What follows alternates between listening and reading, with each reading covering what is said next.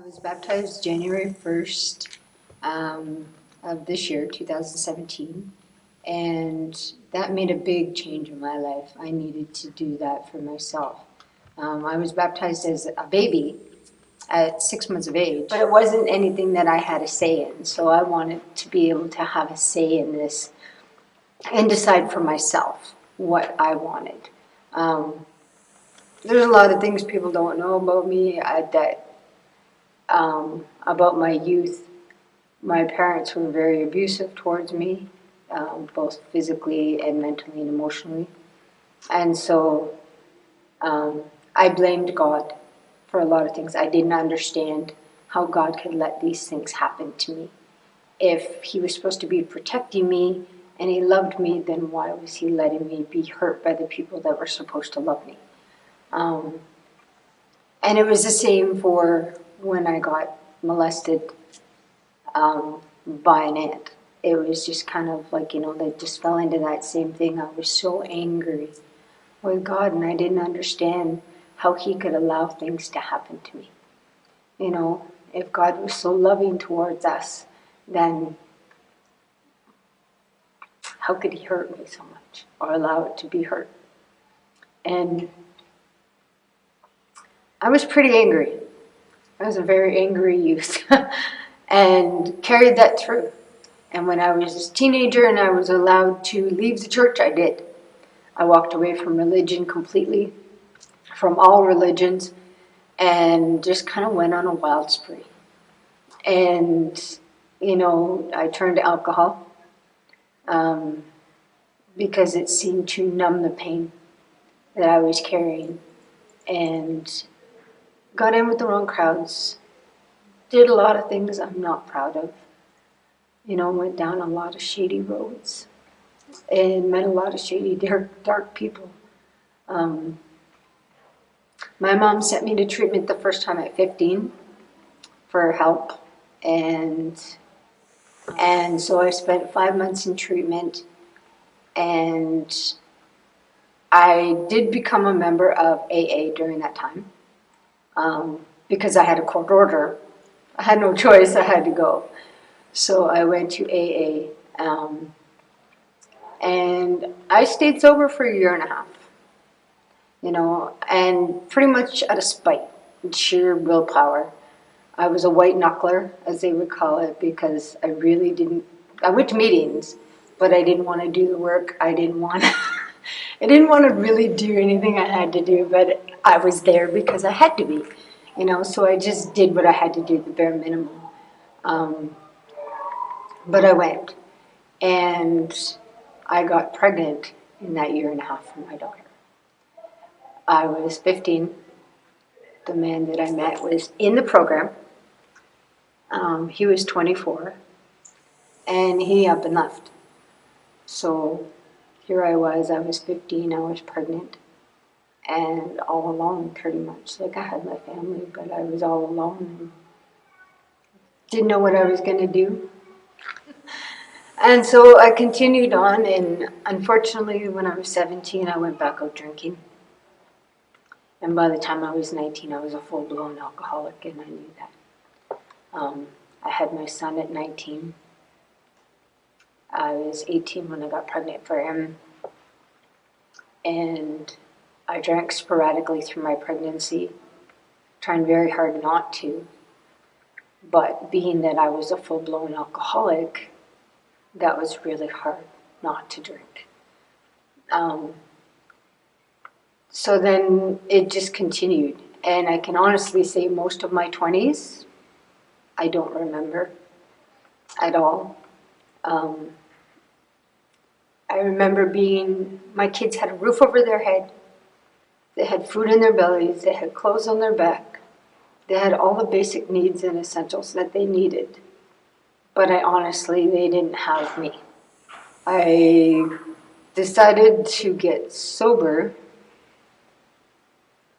at 29 because the last 4 years of my drinking I had gotten into drugs, and some pretty hard drugs, and my life was going downhill pretty fast. And I can honestly say I'm grateful today that I'm a drug addict, a recovering drug addict, because if it wasn't for the drugs taking me down as fast as they did, I probably still would be an alcoholic out there practicing, because it wasn't killing me enough. It wasn't killing me fast enough. And the drugs were. The drugs were taking me down really fast. And I knew I had a problem with drugs. And I needed help. And I couldn't do it on my own. And then I got 5.5 years sober. And I worked really hard to stay sober. I did my program, I did my 12 steps, I got a sponsor, I did everything. I got involved in service work. I did everything I was supposed to do this time around. And just focusing on my program and what I needed to do. And part of focusing on my program was getting a higher power. Because you don't survive in AA and you don't stay sober and clean without a higher power of some sort. You can't. Because that's what guides you through everything. And when I looked back on my life, I said I had to be a higher power watching over me, because I don't know how many times I should have died, or how many scrapes I was in, or how many places that were pretty darn scary, and situations that I put myself in that I shouldn't have walked away from. And I did. And only one person can do that. And that's God taking me away from it all. You know, making sure that I'm okay through it all. And that I got home to my kids every night. Because many times in the throes of my addiction, I wanted to give up. I wanted to commit suicide and just quit. And my kids kept me alive. Okay. Well, I hung on to my native roots for 5.5 years. And then it was like something happened. And I lost faith in my higher power. And I lost faith in myself. And I moved here to Alberta. And I ended up relapsing on alcohol. And it took me almost a year to get back clean and sober. And my sponsor, who I had picked out, introduced me to Joyce Myers and introduced me to all of that, like that whole side of life, looking at it differently. And I started to look at God in a different way. You know, it wasn't, for me, God always meant good orderly direction, group of drunks, you know, great outdoors, anything like that. It did not mean the Father, Son, and the Holy Ghost. I wanted nothing to do with that, because that was a religion. And I just, no. And all of a sudden I felt something enter me, and it was just like totally different. Totally different. And I was at church with my girlfriend one day, and we were singing a song. And as we were singing, I just started crying. And it was just like, okay, I know. And I asked Jesus to come into my heart, because I said, I can't do this anymore. I can't.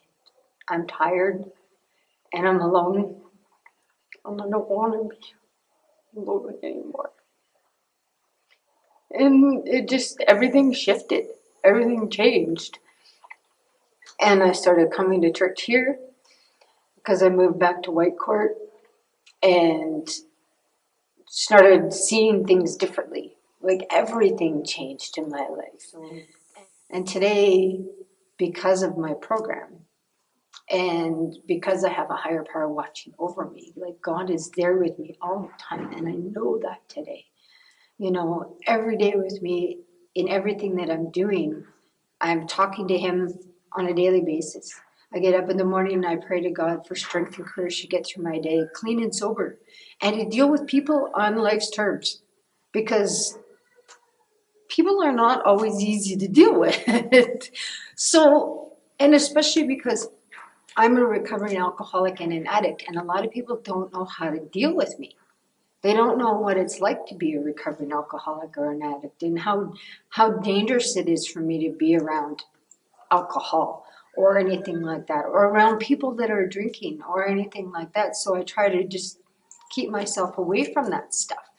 And, you know, we say in the rooms that we're only this far away from our next drink or drug.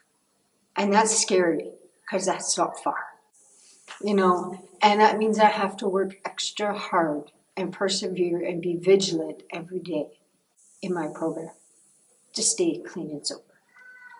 And I just get closer and closer to God, which is just what I want, like, you know, and it opens my eyes to all these things. Like, I've been talking about wanting to go on a mission, doing missionary work, and all this other stuff. And it's things that I thought about years ago when I was a kid that's all come back up again now because it's all here in front of me. And it's like I forgot all about all that stuff because everybody told me I couldn't do it. And now it's like, don't tell me I can't do it because maybe I will, you know, whether you guys like it or not. I'm just grateful that I have God in my life today. You know, I'm really grateful. My life, like I said, has changed. The people that are in my life, my children, just my life the way it is today, and how it is, and how far I've come. It really, everything's changed. You know, when I get up every day, God is number one. Then it's me. Then it's my kids. If I don't have God, I don't have me. And if I don't have me, I don't have my kids. So it's got to be God, me, and my kids.